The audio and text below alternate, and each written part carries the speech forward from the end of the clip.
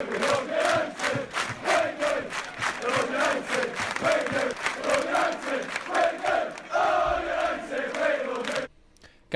to Italy, and Napoli looks well and truly off. Napoli have come out and said that they are not raising their bid. They have no intention of going any higher than what they are at right now. So, who was right in the talk saying that Napoli and United are going to continue talking? Is this Napoli talking to United and saying, well, are you going to take it or what? Because it looks now, according to Damasio, that Napoli are out of the race. We talked about Adeyemi yesterday. So what's happening now with Garnacho? We're hearing that Chelsea are ready now to make a huge bid. And it will have to be huge for Manchester United to accept to sell to a rival, I feel. But loads of inside information coming out as well that I want to share with you around the response that fan groups have had directly from Manchester United around PSR ticketing and what is going to happen in the future that may implement what is actually or have any implications on what's happening with the transfer situation and the transfer window right now as it is. Updates on Casemiro and incomings, including Diblin and Matheus Cunha, to bring you up to date with as well on this lunchtime show. Hello everybody, a little bit later than usual. Well, to be honest, we don't have a set time for the middle of the day. It just depends on United and what news is coming out, and it is quite significant when it comes to Alejandro Garnacho and where United are actually at right now with this bid. First of all, on the Chelsea side of things, now it only came about because of what Romano said yesterday. There is concrete interest in Alejandro Garnacho and Chelsea are willing to make a bid. They're just monitoring the situation at the moment, but the bid could come in the coming hours. Now, as you can see at the bottom of your screen there, Argentinian sources are now saying that the bid is well and truly ready and could come in the next day, as in today. Basically, we shall see. Like, reports are flying around everywhere. The only reason that this has got any sort of clout behind it is because Romano has said that this is doable and this is possible right now as well. So we're waiting.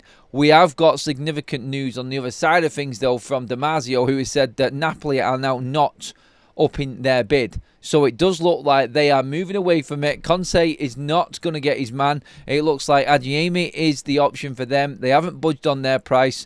United budged on theirs, but it still wasn't enough. United are not willing to drop any more in terms of valuation for Garnacho. And to be honest, even I would say that this is not worth it for Garnacho right now. Where they're at, they're not even getting to that 50 million mark apparently. Then I'm sorry, that is off the table. We have to walk away from that. And like we've said all along, it's if it doesn't work right and we don't get the bid we want, we have dropped it significantly for Napoli and they're not willing to pay, then sorry, away it goes. Maybe they've got an inkling that Chelsea are about to drop a bigger bid in. But with Napoli's bid stuck at 46-odd million, which I think it was, we were hearing that they were willing to go to 50, but now that's not the case. Unless that bid has gone in and United are not happy with that and want more, I don't know if that's United finding out from Chelsea that they're ready to bid more, or they've got word that there is more to come, trying to get Napoli up, because obviously they would prefer to sell to Napoli because there's a better chance of sell-on from Napoli. Chelsea will put Garnacho on one of their huge contracts. So significant money will have to be made in the deal right now for Garnacho if he is to go to Chelsea. I don't know. Maybe this is just a ploy. Maybe this is just a game. Damasio's come out, so it's quite significant in saying that they've no interest in upping their bid. If they go all out for Adeyemi and get him, do they see him as a more reliable option for them? Maybe. Is he more reliable? Well, he's playing more. He's in a comfortable position. He may suit their system a bit more than what Garnacho does. Look, we don't know what Napoli are thinking right now. All we're dealing with is the facts. All we're dealing with is the numbers. And the numbers don't add up for either side. So it does look like we said yesterday, deal off when the Adeyemi deal came out, about Napoli talking with Dortmund on that. It now looks like it's well and truly off because they won't up their bid for Manchester United. That's coming from Italy and what's happening right now. In terms of Chelsea, we are waiting. We are waiting to see. But the interesting thing on the Chelsea one is, like I just said there and alluded to, in terms of the contract situation. Now, if Garnacho went to Napoli, United would be able to put in a big sell-on clause. Look, and they would feel like that would come to fruition. They would get something for Garnacho later down the line. But when it comes to Chelsea and their contracts, I mean, we know like what is going on in the Premier League. City and Chelsea, look at what their blueprints are. Look at what they are both doing. They are the benchmarks to finding a way around financial fair play and dealing with contract situations. Now, Haaland signing a massive contract deal worth so much money over a certain amount of years, that is big. It's very similar to what Chelsea are doing. The likes of Cole Palmer and his big deal.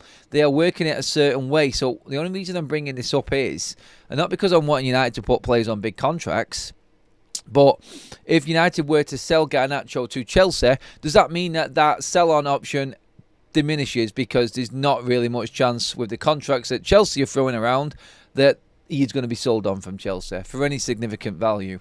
Look, I think there's only one other club that Garnacho would go for if he did make it at Chelsea, or any other club that he sold from Manchester United for if he's sold, and that would be Real Madrid. And there's no room for him there right now, so he'd have to significantly improve to get to Real Madrid.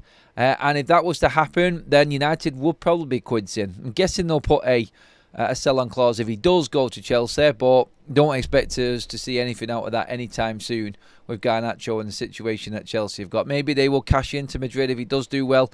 All if, buts and maybes. And that's the situation we're dealing with Garnacho himself at United right now. If, buts and maybes. And why and if he can get into this Manchester United side. Ruben Amorim has laid down the law for him. He said it after the Southampton game. He needs to learn how to play inside more. He's not going to play out wide. He hasn't got the capabilities. And Ruben has already ruled out him playing in a wide wing or wing-back position right now. It's done. So he's going to have to learn how to play inside. If he hasn't got the capabilities to do that, then obviously we're going to be with Garnacho for the rest of the season if the bids don't meet Manchester United's valuation. And Ruben's got another problem in trying to make this happen. Garnacho can improve, but how long is it going to take for Alejandro Garnacho to improve at Manchester United under Ruben Amorim? That's the big question right now, and this is what we're up against. This is the fight, and this is the debate, really, isn't it, with Garnacho? What's it going to take for Chelsea to get Garnacho over the line and over to Stamford Bridge? Now, the bid apparently is being readied, like I said. It is more than what Napoli. Apparently, Chelsea are aware of Manchester United's valuation of Garnacho. I personally feel it would need to be closer to 60 million if he was to move to Chelsea. And United would be absolutely quids in with that. And it would help them a lot. We've already said that this morning. If 60 million goes in for Garnacho, United have 180 million pounds worth of PSR money to play with in terms of financial structure throughout the period of financial years like we've spoken about. But I don't know. I don't know if United want to do this. This is the thing. I think United have been fully open to the Napoli, but we've not heard anyone really significant come out and give an opinion on what United might think in terms of selling or having to sell a player to Chelsea. This would be a big day for United because it was pretty much giving up a little bit to the situation they're in and like no way out. Like there's only so many cuts you can make before big, massive sacrifices have to be made. I think a lot of people at the football club would see Garnacho as a huge sacrifice, but a significant one when it comes to money and United moving forward. That's the point I think everybody is trying to get to when fighting the cause for Garnacho going. Totally get what it is about Garnacho not going, like we've said many a times before, but what do Manchester United do right now? Start stinging the fans even more for ticket prices? I mean, honestly, like I have just been sent a response that the 58 group got from Manchester United, the head of supporters communication, and Omar Barada, and it was a load of fluff covering up what the club is actually doing. So the 58 have gone in big. 66 quid is a joke. It's your debt, not ours. Why are the fans having to pay for all of this? For all of the mismanagement and misrunning of this football club? We know it's clear, it's there to see for everybody. And the response back it's just a typical complete brush under the carpet. That's all it is. That's all it is. We have to look at our strategy. We are running very, very close to financial fair play and PSR regulations. And you've got to just look at that and say, well, they're looking at their ticketing strategy going into the new season, and everybody will be made aware. We've already said this. This is the massive concern right now, that United are going to have to up the prices next season for all season ticket holders and members and general sale tickets just to try and stay alive. Because with no European football, and these players that have been overpaid, misrecruited and mismanaged aren't good enough to get United into the Champions League to actually give the club some money, who is going to pay for it? It's the fans. And we're the ones who will suffer again. So when it comes to decisions like this, This is what the only thing I think United fans would accept when it comes to Ineos making cuts. Like, what about the players? We talked this morning about Rashford. We talked this morning about Casemiro. The only thing that's really hurting United fans right now is that we are now getting rid of an academy graduate who hasn't had really 2 full seasons just yet at the football club. Yes, there are issues. There are problems with Garnacho. We know all about it. We've talked about it a lot. But still, in the fans' minds, they're looking at Casemiro sat there on the bench doing nothing. Eriksen, Rashford, Antony, Mount, Shaw, all of these players still at the football club earning absolute millions for doing nothing, and we're getting rid of an academy graduate. I see it, I get it, I understand it, but the reality kicks ass, I'm afraid. And because of these same players and the mismanagement of this football club for 10 years, we are in this situation where Garnacho may have to be sold just to bleeding survive. Wow. And that is the crucial bit in all of this. United's finances are a complete and utter mess. Flash Talks with a chat, super chat. Thank you. I can smell panic buy coming on deadline day. As Stu says, big up Adam, smashing the content this month. I've got you covered on transfer window. You know it. In the summer, we had you covered every single day, near enough every minute of the day. It's the same in January. We won't stop. I won't stop until we get through this transfer window with you completely updated on every single situation, what's going on from the minus little detail. And that is what I'm going to be talking about in this show as well. That's why I wanted to bring up that response from United into the 58 group, because that is significant in all of this. It's actually, you know what, in fact, do you know what? Just to be fair to everybody, I'm just going to read it out to you and just tell you. So I need to thank Phil, first of all, who sent me this, who sends me a lot of information on stuff like this from the club with certain groups and things like that. Data 58 and Fan Correlation 58 group. Thank you for your letters by Omar Barada, CEO, and Rick McGrath, Director of Fan Engagement. We agree that our fans, that's what make Manchester United the greatest football club in the world, blah, blah, blah, blah. As previously communicated, we are currently making significant loss each year, totaling over 300 million in the past 3 years. This is not sustainable, and if we do not act, we are in danger of failing to comply with PSR and FFP requirements in the future, and significantly impacting our ability to compete on the pitch. So they're blaming the financial difficulties behind the scenes at United and the mismanagement of this football club for the last 10 years as now the reason why we're not going to be able to compete going forward on the pitch. That's pretty much what they're laying out there as what could happen, unless we will get back to a cash positive position as soon as possible, and we will have to make some difficult choices to get there. Here we go. That has included a significant reduction in our workforce, as well as cuts across many areas of spend across our club.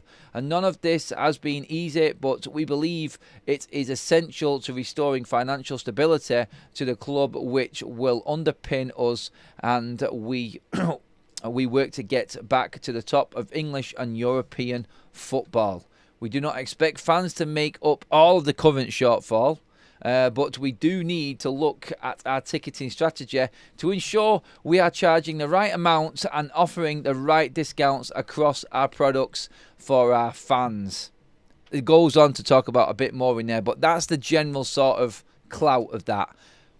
Right under the carpet, put it down and stamp on it a little bit just to cover it up, and just let's get on with it. Let's just get on with charging the fans an absolute fortune. So in that there, and what is significant in that there for me, is that they've got jack shit in terms of money, finances, and possible extra revenue coming into the football club, but for upping the ticket prices and the fans coming in. So in that there, when they said making sure that we price the tickets right for our fans and make it worth it for our fans, have you seen where we are in the league? Have you seen the brand of football that's on the pitch? Really? And have you seen the culprits to that brand of football sat on their asses on the bench earning all of this money? I mean, seriously, like, choose your words carefully. My God, United. Come on. Cut us some slack here a little bit, please. But that there, aside from what's happening in the window right now, this is why Garnacho's at the forefront of everything going on transfer-wise. I don't think the club are trying to push him out, but I think they've made it openly clear that players are underperforming and you will go if you don't agree. I think Ruben Amorim, and please do not quote me on this or take this the wrong way, I think he's actively in on this in terms of Ineos have sent him in, like I said, this morning. Go and do your thing. If there's anyone that comes out of this that doesn't look like they're fitting in, that might actually look like we've got an excuse to sell, we're going to go for it. And this is how we're going to try and balance the books. I do actually feel like now, looking at it, reading into them comments, reading into what's happened with Garnacho and Ruben Amorim. Look, I'm not saying Ruben Amorim's at fault for this and Garnacho going. Look, Ruben's come in and Garnacho doesn't work. He's told him what he needs to do to improve, and if he's not willing to do it, I think he's the perfect candidate for Ineos to come in and go, oh, hang on a minute, PSR, 100% profit. This is what keeps us afloat. This right here could be enough money, as much money as what we would get from getting the Champions League. So it's not all about what happens on the pitch. It's about what you're doing off the pitch as well. Underperforming on the pitch is going to have to be sacrificed, and someone is going to have to be held accountable for it. And so far, it's the players that are younger, the players that have been at the club longer, the academy players. This is what United are pushing right now. I actually do think that we're talking a lot about the youngsters, not just to bring them into the first team and reports sneaking out of the football club. And this may be completely wrong, but maybe a tiny little bit of a conspiracy theory for me on this one. Just where I'm looking at and what I've read, what's going on, how much of a push there is for academy players, what Sir Jim Ratcliffe has said about getting rid of these players. I actually think that we're seeing these news come through and leaked out from Manchester United just to put these players in the picture and just to put them out there so we can sell them. Not integrate them in, sell them. I don't think, because we're hearing this morning that Ethan Wheatley is earmarked to join some second-tier Dutch league team. Like, what's that all about? Ethan Wheatley was the leading goal scorer and player of the year in the academy last year, and you want to send him to a Division 2 Dutch league team? What's that all about? Like, why is he not being touted by the Championship? Why are teams in the Premier at the bottom not looking at him? Is he just not that good enough? Are you mollycoddling these players to a point where as soon as they break out into the real world, they're nowhere near ready enough or good enough? Like, what is going on? Like, why are you even thinking about sending him there? Like, none of United players make it to the Championship. Have you noticed that? Every single Manchester United Academy player goes to League 1 or League 2. None of them get that Championship berth at all, hardly. And it just goes to show where the development is actually at this football club right now with some of the academy players as well. As good as they are at 18 level, the 21 level looks really, really low. It really does. And some of the players that have been really performing highly in that league are going to like League 1 and 2 sides. It's a weird scenario. I know you've got to integrate them in, but League 2, that doesn't really look like we're going to be able to make much money out of it, does it? In terms of putting them out there and making them look valuable, doesn't look that much, does it? But just to break that down, that literally is Manchester United in a... Well, what? That's Manchester United in terms of discounts. Yeah, Greg. Yeah, what discounts? There is no discounts in that statement. We have a super chat from Andy Atherton as well. But just to round up there, like I said on Garnacho, the only reason this is happening, I think it's a bit of a push. Ruben Amorim's come in, he's cracked the whip, and then he has to see what's fallen away from the pack, and then they're going in on it. And this is what's been trying to move. This is just how I see it. From everything that's been written and said, I think that's just my look on how I think United are trying to balance these books right now. Okay, I'm old school, but I will not get on board selling young players who have not fulfilled their potential. Soon it's Remembrance Day of the Munich disaster, where many young players lost their lives. Ineos must understand this. Look, they were at the last memorial ceremony. I was there outside Old Trafford. Sir Jim was there, everyone was there, all of Ineos were there, so they were Brailsford. They were making this big sort of like show of support and what was going on. Look, the history of this football club is completely forgotten in modern day football. It really is. It counts for absolutely nothing now, and it's hard to take.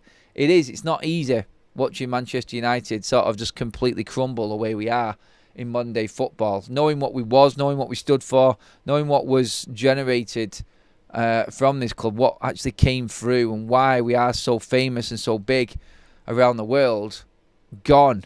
Completely gone. I do get that we have to make sacrifices right now. Do we have to make so many straight away for the fans? They have been through absolute shit over the last few years when it comes to paying money for the standard of football we're watching. Yes, we have been privileged, and yes, there are other clubs with fans that have been in worse situations than what Manchester United have. But let's be honest, when it comes to money, how much United fans have to pay to watch the brand of football on the pitch, I don't think anyone's being more overcharged than Manchester United fans right now. It is absolute shit. And there is nothing there. There's no match day experience at all. And when you come down to watching the game, oh my God. Well, I think you've all seen what's been happening on the pitch. I don't need to tell you about that. I do need to tell you about everything else going on before I completely lose my head. Sorry about that, everybody. I'm like Ruben Amorim. Sometimes you just have to talk. Sometimes you're very young and you make little mistakes, don't you? And you get carried away with what you're talking about. But when it comes to pricing fans and match days, I'm right there with it. Whoa, painful. Really is. Anyway, on to other news as well. That's Garnacho covered. We'll see what comes of today. I'll keep you updated as well. Obviously, we're heading into the afternoon and match day is coming. Road trip's coming up later on, and I will be in the press box later on for the game as well. So I'll bring you all of the talk from in and around what's going on around the media again. But Manchester United's interest in Matheus Cunha is of topic as well. That has been brought up this afternoon. Manchester United, this has come out from Sami Mokbel as well. Another writer for the Daily Mail has come up with a few stories and covered United before. But he says Manchester United have some interest in Matheus Cunha. The club is assessing the situation at Wolves. Apparently, Manchester United are one of the 4 clubs that are interested and looking at Matheus Cunha. But as it is right now, let me just see. I've seen that story come up before. I can't even take it seriously about Ole Gunnar Solskjaer actually being in for Marcus Rashford. I don't think that is significant right now, to be honest. I don't think there's any chance that Besiktas, as good a start as Ole has had, I don't think there's any way that Rashford's going over to Turkey. So that one, Ole Gunnar Solskjaer wants Marcus Rashford at Besiktas and is personally involved in the signing. I can't see it happening. I really can't. Going off what's happened so far. If it does, great. If it doesn't, I'm not surprised at all, because he's already turned down Turkey once. And as much as he probably loves Ole, Marcus Rashford isn't going to take a pay cut, which is going to be what's needed if Besiktas are going to take him. So, yeah, when it comes to everything else, again, just going back to the Matheus Cunha situation, is that he, I feel right now, would love to go to Manchester United. He's a supporter of Manchester United as a kid. He's already come out and said that. But we're hearing that Nottingham Forest are readying a club record bid of approximately 60 million quid for Matheus Cunha. Wow. Forest bidding 60 million? I don't think United could afford that right now. I don't think United could afford to pay that amount of money for Matheus Cunha. That shows you where Forest are at and the ambitions that they have got. 60 bleeding million. That is huge. That is banking on getting Champions League football right there. That really is. That's an owner putting his neck on the line. And you know what? You've got to give him credit for that, because he has run the risk with PSR before. But you know what? He said this team is good enough. This coach has done something. I'm going to back him. I'm going 60 million for Cunha. I mean, if we had an owner like that. If only we had an owner like that wanted football at the forefront and was willing to take that little bit of a risk and trust in his coach. Time will tell with Ineos and Ruben, I know, and I may be jumping the gun a little bit there with that comment, but still, right now, blah. You know what I mean, don't you? You know what I mean. It's a crap situation when you see that Nottingham Forest are bidding for these players and Manchester United are not. It is annoying as a United fan. And all we keep getting fed is the situation, the finances. But all we can look at is them same players still here that we can't move. And they wonder why the fans are going in on them. They wonder why. the fans have got no connection with these Man United players. It's situations like this. We know that them players are stopping Manchester United from buying anyone else in. And that is something you cannot take away. You're never going to be able to take away from the United fan base. It's just the reality of the situation right now. Also on this as well, and I can see something in this. Now, Tyler Diblin is out for another 6 weeks with the injury picked up at Manchester United last week. But Manchester United are one of a number of clubs keeping an eye on Tyler Diblin ahead of the summer. Now, Southampton have knocked back all bids in January. They're trying to get him onto a new contract. I can't see him staying at Southampton when they go down. I would be amazed. I think someone will come in and take him. These are the types of players that United are going to have to be looking at now if we're not going to be able to get the top tier players from European football. I'm not saying that Tyler Diblin can't get there, but of course, if United are looking to improve, they're looking to bring players in. You need players like Tyler Diblin, who played that number 10 role perfectly against Manchester United at Old Trafford and at St Mary's as well. Earlier on in the season, I can remember he tore Dalot completely apart. He ripped Martinez apart in that game at Old Trafford the other night in that 10 role, just in central. That's the type of player that Ruben will get more out of, I feel. And they're the type of players I wouldn't have any issue at all with Manchester United going for. Honestly, though, I've got no confidence that United will get Tyler Diblin. He is being looked at by everybody right now. And let's be honest, what have you got to offer? What have United got to offer that them others? And I said it this morning again. This is the problem that's going to start occurring every single time we're into a transfer negotiation with anybody right now. And the recruitment side of things at this football club, honestly, I keep saying it, but more and more incidents come up. And this is another thing that's just come up that I wanted to just quickly talk about, which is what's actually happened. Actually, I've lost my bloody page. Where actually is it now? Oh, wait, 1 minute, sorry. Right, now I've got it.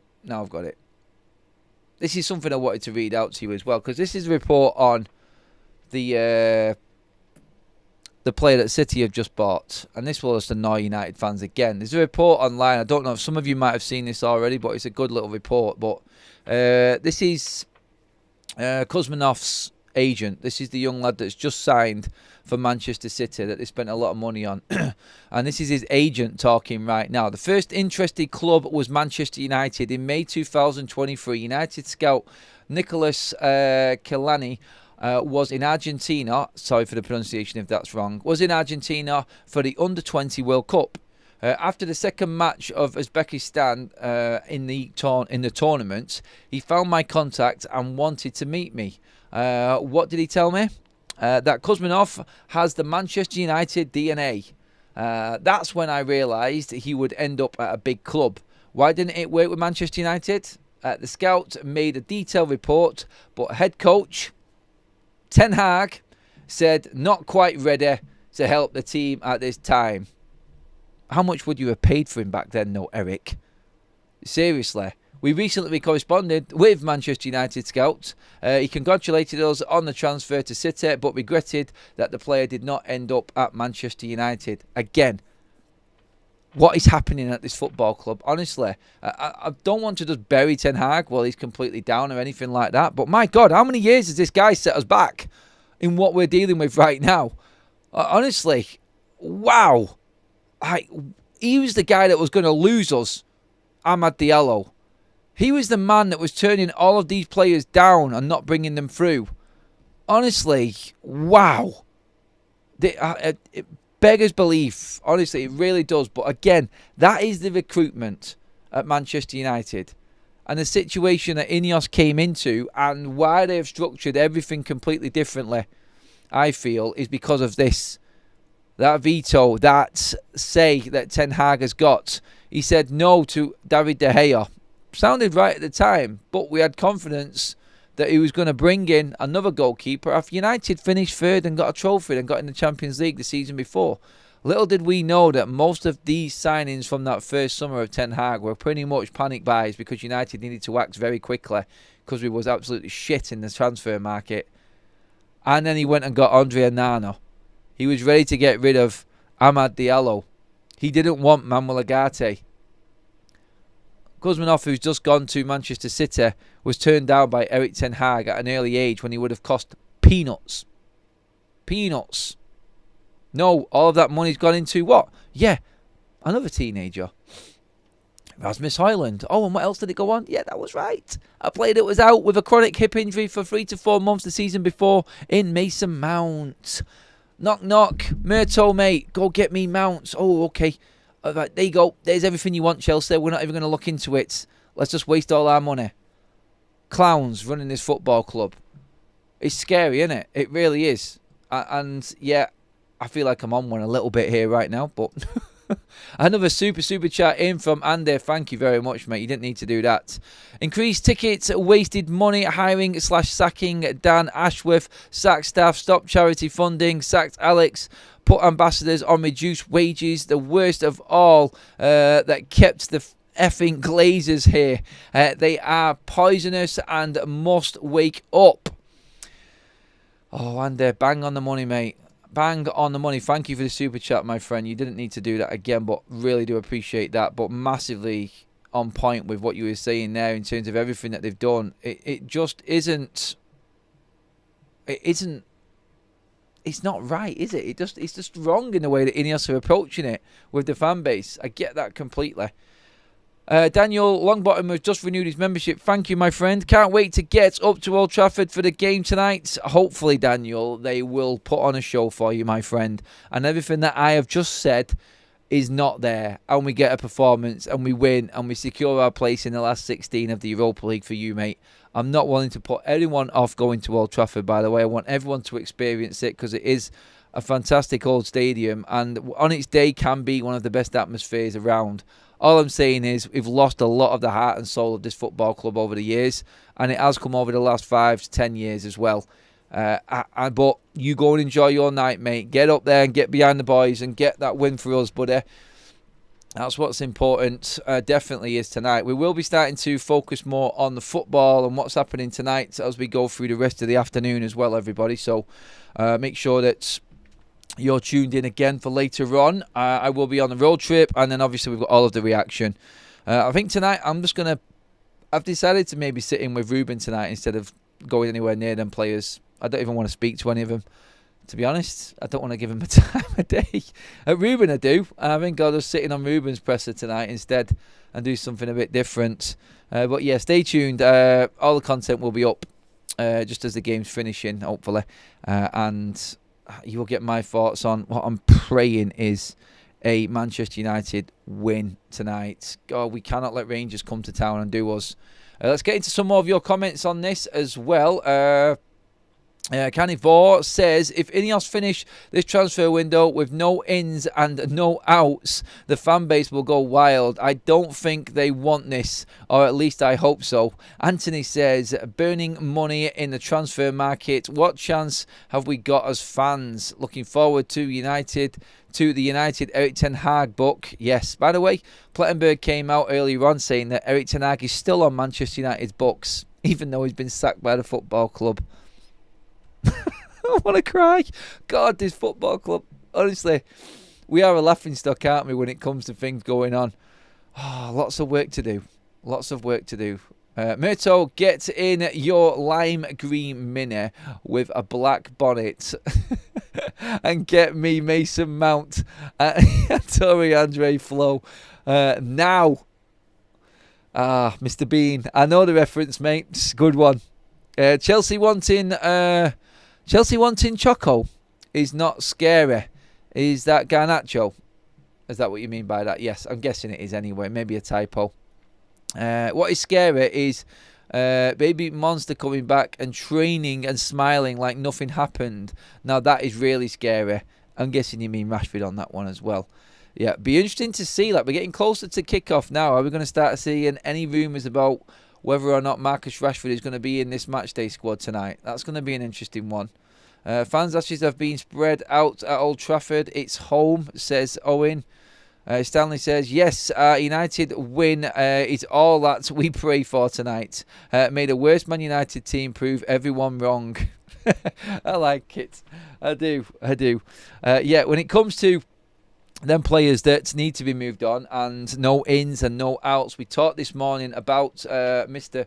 Casemiro, and yes, it does look like it isn't going to be happening. Sorry. Well, it's not going to Saudi Arabia anyway, because we've had reports come out this afternoon from a Saudi Arabian account, actually.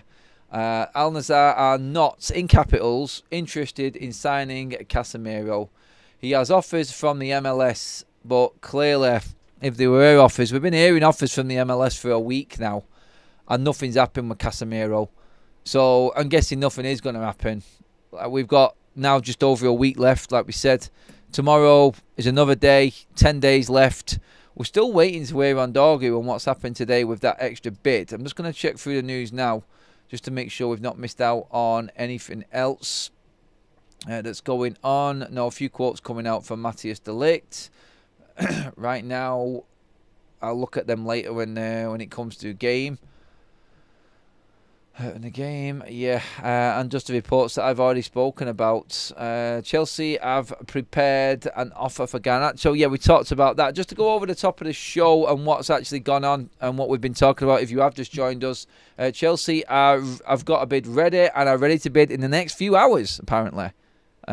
We're only taking that seriously, like I said at the top of the show, because of what Romano said yesterday, which was that Chelsea have concrete interest in Alejandro Garnacho and they are ready in a bid. They will be able to bid in January for him. So they're not ready in a bid. Romano didn't say that. He said they are deciding whether to make a bid or not, but it could come in the next few hours or days, which is obviously this week. Another report has come out, as you can see there on the tweet below, about Garnacho now being of serious interest, an Argentinian account, serious interest to Chelsea, and they are willing to go big on Garnacho. We said at the top of the show it's going to take approximately, I think, 60 million for United to let Garnacho go to Chelsea. That would give United significant room. And I don't know what we would do. I honestly, like the news has said earlier on, I think it was yesterday or maybe this morning, and Ciso from Brighton has now confirmed he's moved to Ipswich. United came in with an 11th hour bid, a loan bid for Enciso from Brighton, and he wanted pure game time. So United went in. I actually don't think United have got anyone lined up. I don't think they know what they want to do in the forward positions. That's what it looks like. I can only go off what's been reported, obviously, but the fact that we've gone in with an 11th hour bid for Enciso, the attacking midfielder from Brighton, who's gone on loan to Ipswich now, as a replacement for Garnacho, tells you kind of desperately that we didn't want to spend this money, and that is concerning. If Garnacho is sold and nobody comes in, and even if Enciso came in on loan, wow, if Ineos didn't spend 300 million in the summer, after that happens in January, the fan base would be done. It would be finished. In terms of Alvaro Fernandez as well, there was another story coming out earlier on. We have touched on him a little bit last night and where United are at with Dorgu. Obviously still pushing forward with Dorgu, and that's looking more and more likely, you would say right now, according to The Athletic. Alvaro Carreras Fernandez and his family are seeking clarity on whether Ruben Amorim will use the 16 million buyback clause in Carreras' contract to bring him back to the club. Not long to wait now, Alvaro, son. Only 10 days. But it would be nice if they did let him know. But there is nothing nice in the football world, is there? Honestly, let's just see what happens. We're concentrating from this point on the game tonight, and hopefully United can get us the win. Hopefully we can get that win, which will be significant and take United into them pretty much knockout stages with 15 points. If we don't win tonight, oh God, all hell is going to break loose. I tell you, it is. I was in and amongst the media yesterday. The knives are starting to be sharpened. That's all I'll say. That's all I'll say. And it's not looking good. Adam, I thought we were supposed to have an A-team recruitment team.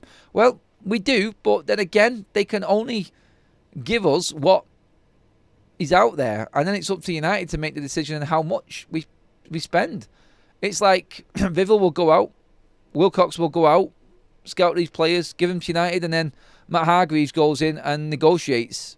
And if these negotiations don't go well, then the recruitment looks inept. But really, is it all down to recruitment? We just heard the story there about Kuzminov, who's gone to Manchester City, and how we scouted him first when he was at an earlier age. But Ten Hag said no.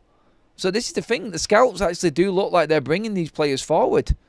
We've had numerous reports before of Manchester United's hierarchy and the people at the top saying no to certain things because they don't want to spend the money.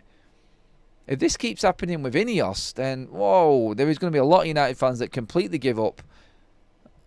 Because we thought we were going to be changing. We thought this new structure coming in was going to be the positive for United. 10 days to do something and convince United fans that you have got football matters interest above anything else. I think that's what we've got to look at. Let's get some more comments in. Kieran says, the thing with Chelsea is they will come up with a swap deal for a player they don't want anymore. That could be the case. A lot of people yesterday were talking about João Felix. He would work better in a 10 than Garnacho. I have no doubt that Felix probably would be more adaptable to a 10 role than what Garnacho is. But again, I said yesterday, what is it with that man? There's something not quite right with Felix for me. I don't know what it is. I can't put my finger on it. But there is something there. Adam, can Chelsea build another floor on the team bus? That's the big question. Rest is sorted. Larry Davis, if Manchester United don't get anyone this transfer window, everyone should dress in clown gear because we are a laughing stock in the Premier League. Yeah, honestly, I've been at Old Trafford when Newcastle have been rolling into town last season, Newcastle fans, after the Arsenal game. You remember last season, the Arsenal game was when the floods came in and the roof pretty much gave up. And we had waterfalls all over Old Trafford. We had Newcastle fans walking in flippers and snorkeling gear, taking the mick. Honestly, fans don't know. Fans banter is the best in the world in England. It really is. Only problem is, it's just getting a little bit too much for United right now because we are the butt of every single joke. Honestly, everyone is laughing at us right now. Skiliano says, honestly, the only two good deals that we've done are Ander Herrera and Ahmad. I'm still waiting for a good transfer window. Can't we sue them, as in the Glazers, in international court through public interest litigation that Glazers are destroying our club and our mental health? How far do you want to go? Stop blaming everything on Ten Hag. This has been going on for years. Look, I'm not blaming everything on Ten Hag, but he has been a big cause of a lot of problems and a lot of recent problems as well. Let's be honest. You can try and back him as much as you want. We all know that the problems that we're in right now are mainly caused by Eric Ten Hag, John Murtough, and Richard Arnold. Them three have pretty much left us in the financial situation we're in right now. Let's be honest, because we're talking about Antony, we're talking about Rashford, Casemiro, we're talking about Højlund and Nana, Mason Mount. Yeah, there's 6. Yes, all Ten Hags that could have been something different. So yes, he is a big problem, and he is a big part of the problem. So no one will tell me that this man hasn't got a lot to do with what is going on with United right now. He has definitely added to the problem, 100%. Let's be honest, Ten Hag was in charge when Rashford signed his new contract. Yes, he was, yeah. That was that one as well. Skiliano, I want those dividends back that the Glazers took. 1 billion that we can spend immediately. Boxing Straight Talk. Breaking news. Besiktas have offered 600 grand per week and free Turkish hair trims the whole club every week for Rashford. That story did just come out before. I can't see anything in Ole Gunnar Solskjaer getting Marcus Rashford over to Besiktas. There's not a chance that Rashford's going to end up in Turkey. He's already turned it down.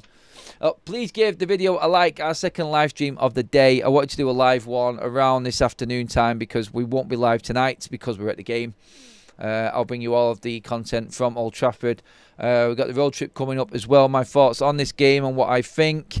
And then we're into the game itself. So let's see what tonight brings, everybody. Please give this video a like. That should take us over that 300 live like mark, everyone. Make sure that you have subscribed to Forever United TV as well. Get your bell notifications on. Make sure that you're switched on, ready for all the content coming up around the game as well later on. I'll have you completely covered. But for now, that is it, everyone. Thank you so much. Thank you for all the contributions, again, of which there was plenty. All of your comments were mega. Thank you, mods. Thank you, members, helping out in the chat. Anyone who is new and newly subscribed, welcome along to Forever United TV. I'll see you all.